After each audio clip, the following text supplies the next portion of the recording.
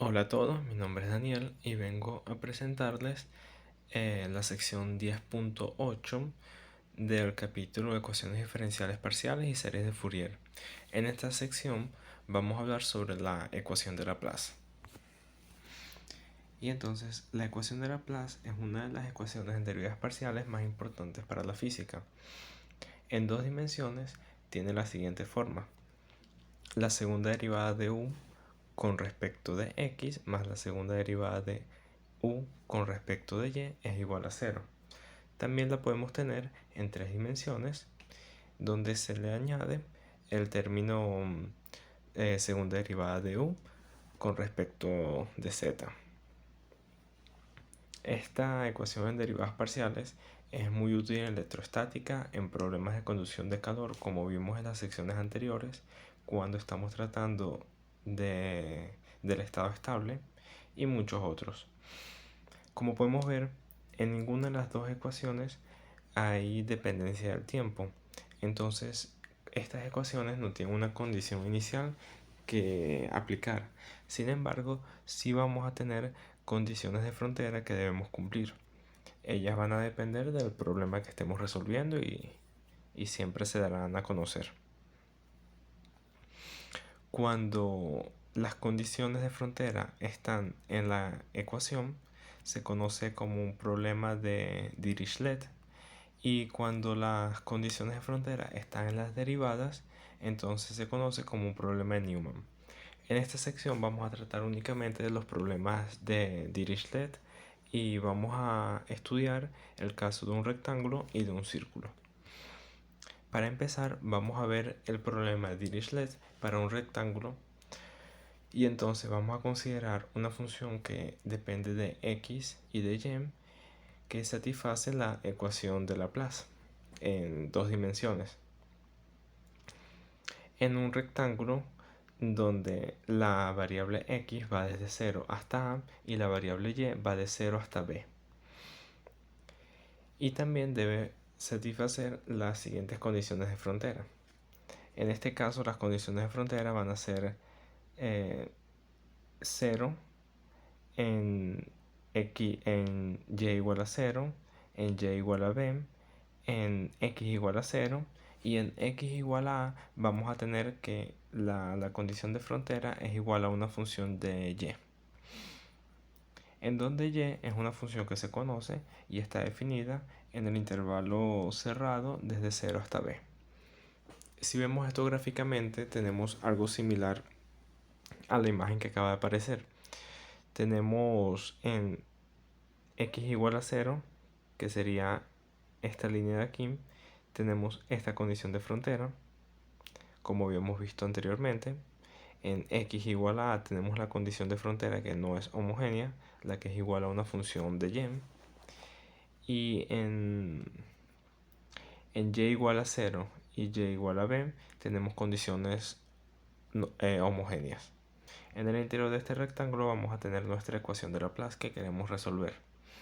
Entonces, para resolver esta ecuación de Laplace, como ya venimos haciendo en el capítulo, lo primero que podemos hacer es suponer que la función u de xy se puede escribir como el producto de dos funciones, una que depende solo de x y una función que depende solo de y. Entonces, si sustituimos esta función que acabamos de proponer en la ecuación diferencial de Laplace, vamos a tener lo siguiente. Esto después de despejar. Fíjense que de este lado tenemos algo que depende solo de x y de este lado tenemos algo que depende solo de y. Entonces, para que los dos términos sean iguales, quiere decir que son iguales a una constante.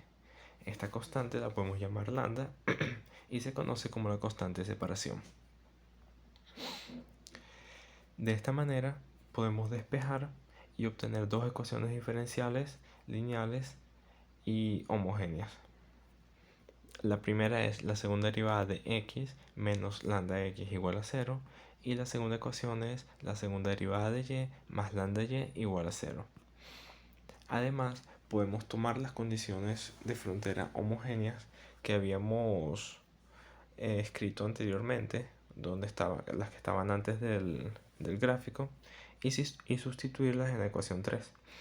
De esta manera vamos a tener tres ecuaciones más. La primera nos va a dar que u de 0y es igual a x0y de y igual a 0, pero como y de y no puede ser 0 porque obtendríamos la solución trivial, quiere decir que x0 es igual a 0. También tenemos que u de x 0 y u de xb nos van a dar algo muy similar, y como x de x no puede ser igual a 0 porque obtendríamos nuevamente la solución trivial, obtenemos que y de 0 es igual a 0 y y de b es igual a 0. Entonces fíjense que la ecuación 5 y las dos condiciones de frontera 7 nos van a dar un problema que podemos resolver, y eso es lo que va a continuación. Vamos a resolver la ecuación diferencial 5 con las condiciones de frontera 7.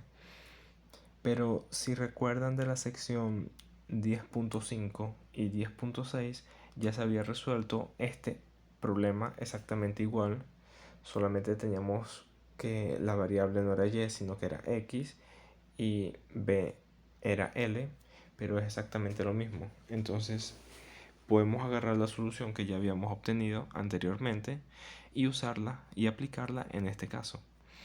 Entonces vamos a tener que y de y es igual a una constante por el seno de npi sobre b por y, donde lambda aquí en esta solución es npi sobre b al cuadrado para valores de n desde el 1 hasta infinito.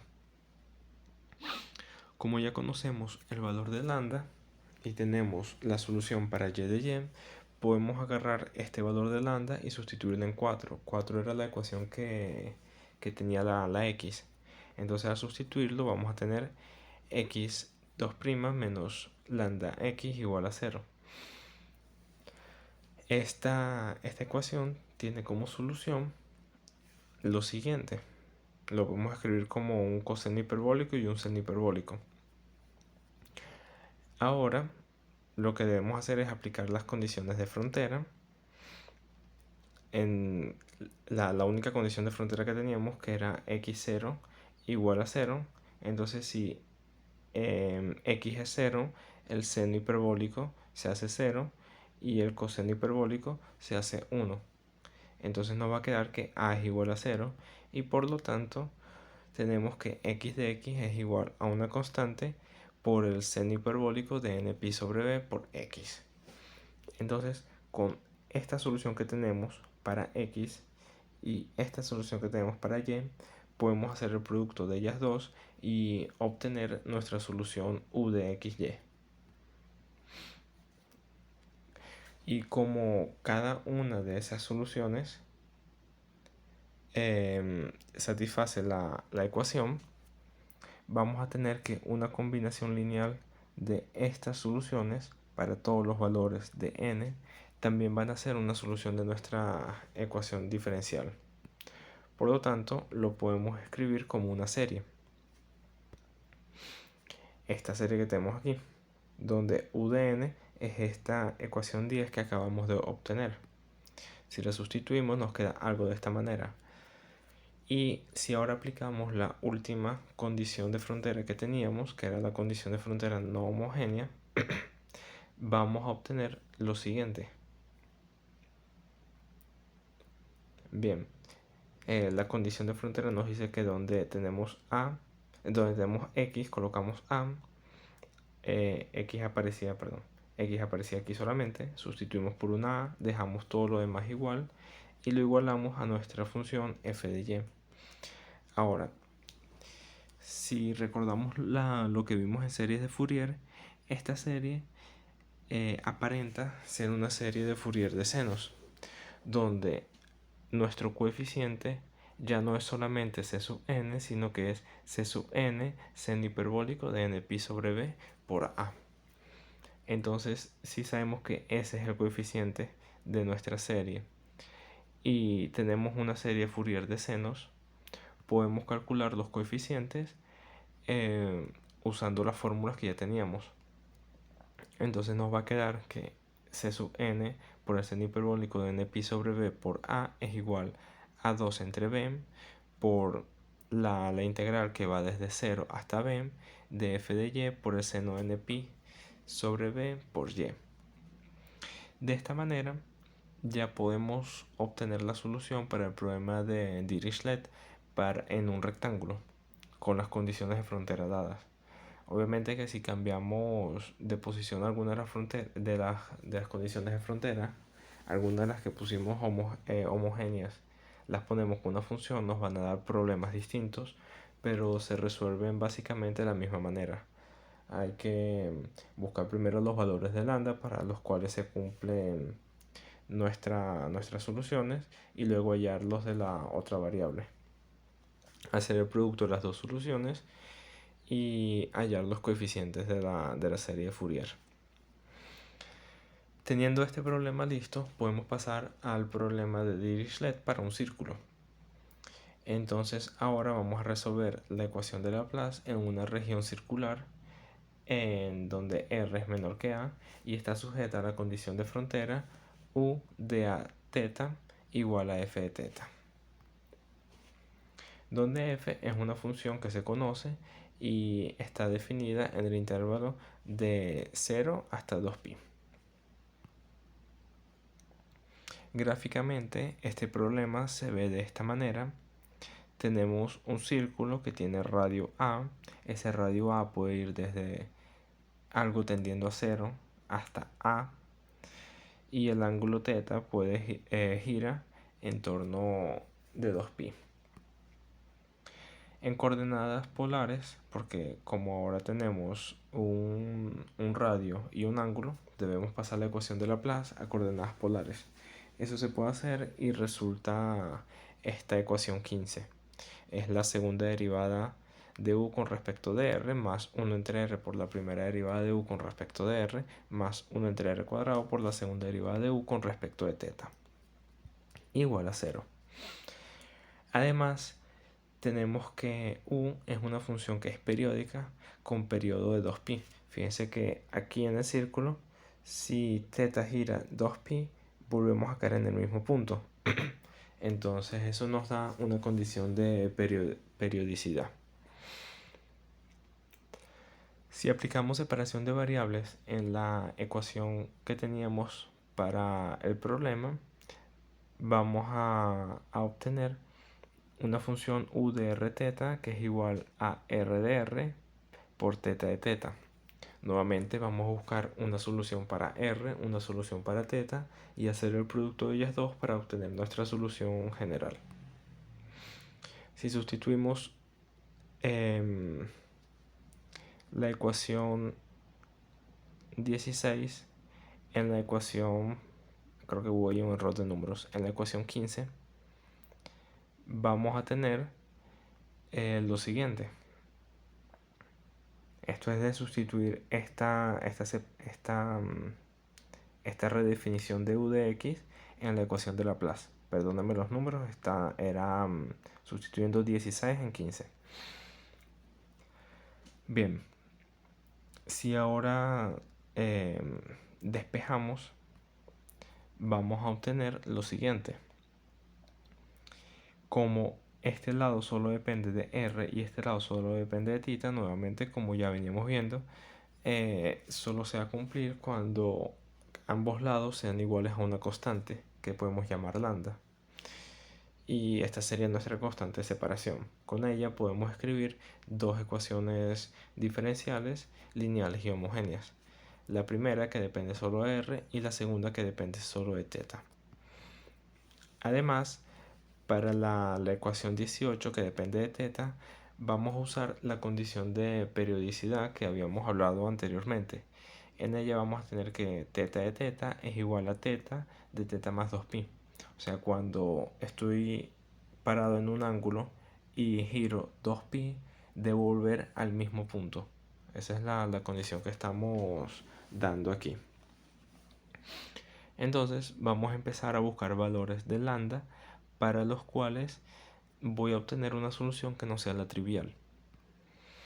Si lambda es menor que 0, podemos definir lambda como menos mu cuadrado. Esto en la ecuación diferencial de teta nos queda de esta manera. Y la solución, como ya venimos viendo de problemas anteriores, es a exponencial de mu teta más b exponencial de menos mu teta. Si ahora aplico nuestra condición de periodicidad, voy a tener lo siguiente. Esta ecuación aquí, si aplico propiedades de exponencial en estos dos términos, puedo reescribirlo de esta manera. Y de aquí es muy fácil ver que la ecuación solo se va a cumplir cuando a y b sean iguales a 0. Por lo tanto, estamos obteniendo que teta de teta es igual a 0 y se tiene la solución trivial. Por lo tanto, cuando lambda es menor que 0, no tenemos solución para este problema. Veamos ahora qué pasa cuando lambda es igual a 0. En este caso, la ecuación diferencial queda simplemente segunda derivada de teta con respecto de teta igual a 0. La solución de esta ecuación diferencial es simplemente una constante más otra constante por teta. Si aplicamos la condición de periodicidad, vamos a tener que a más b teta es igual a más b teta más b 2pi. Este a se cancela con este a, este b teta se cancela con este b teta y nos queda que 0 es igual a b 2pi. Pero como 2pi nunca es 0, nos está diciendo que b es igual a 0. Y por lo tanto, la solución nos queda como una constante. Teta de teta es igual a a.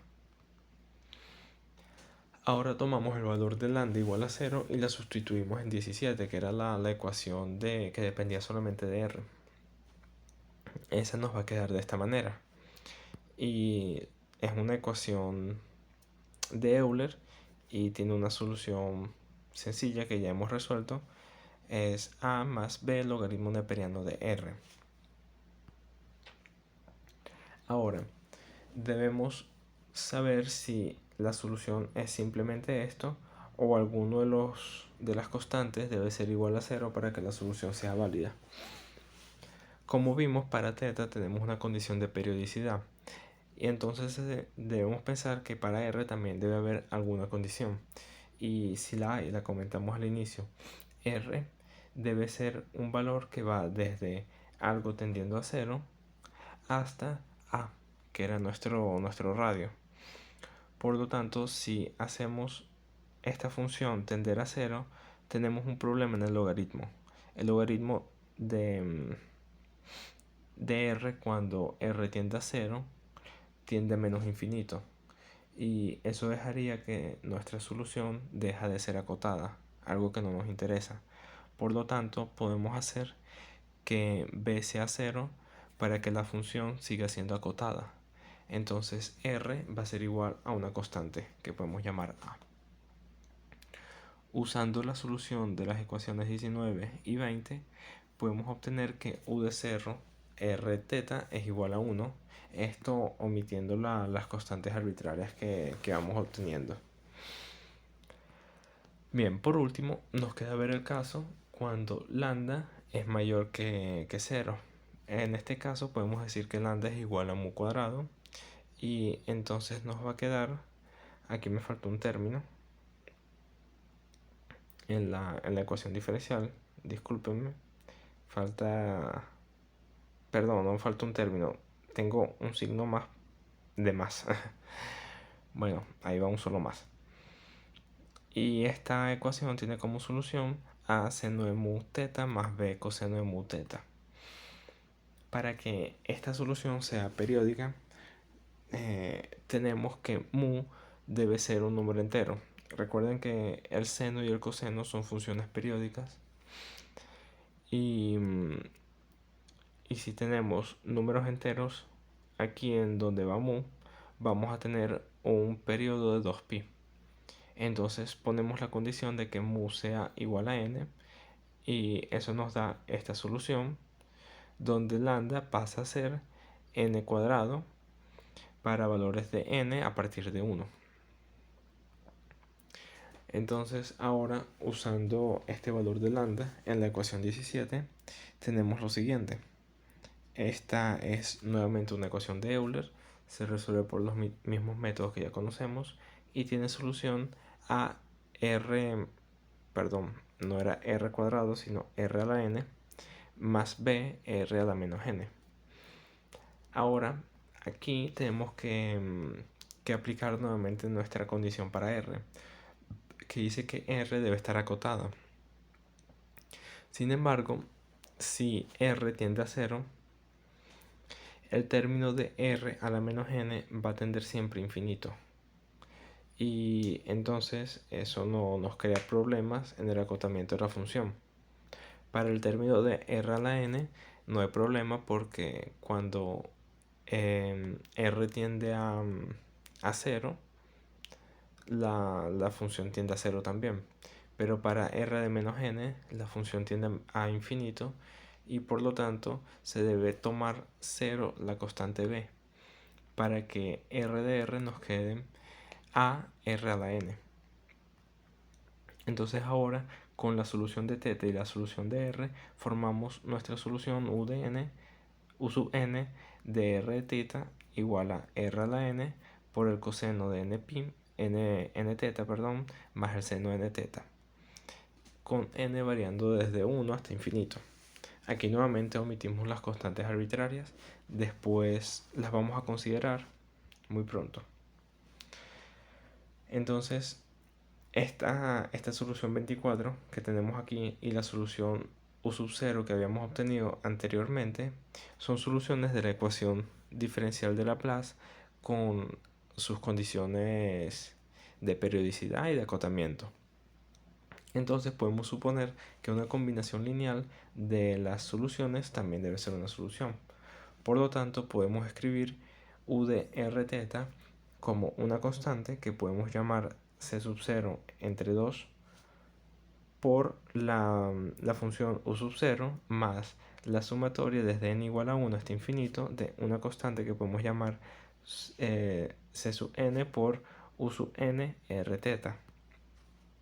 Sustituyendo las funciones de u sub 0 habíamos visto que era 1 si omitimos las constantes arbitrarias, y u sub n rθ era el coseno de nθ más el seno de nθ.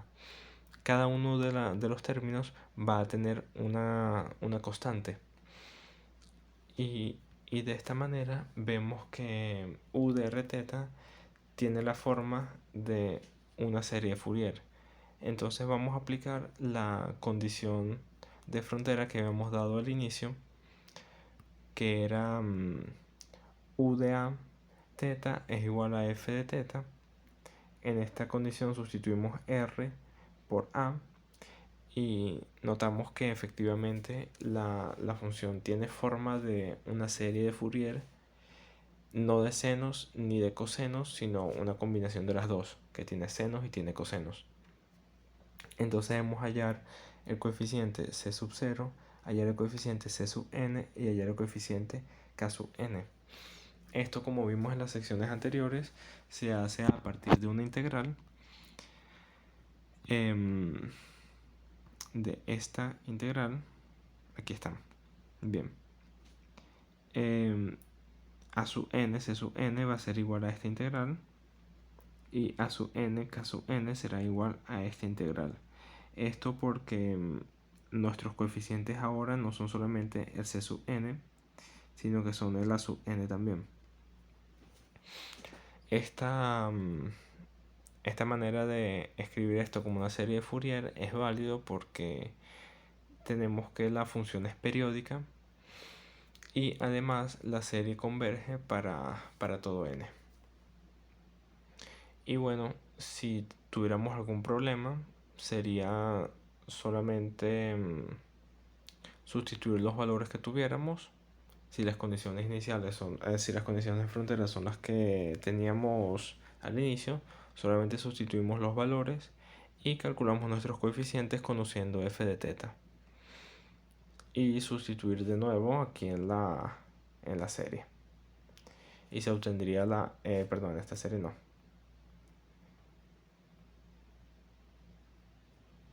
En esta serie. Sustituimos los coeficientes en esta serie y obtendríamos nuestra función u de r teta para el problema que tuviéramos, bien sea de electrostática, sea de conducción de calor y muchas otras más. Bueno, esto ha sido todo. Espero que hayan entendido y si tienen alguna duda pueden preguntar. Gracias, saludos.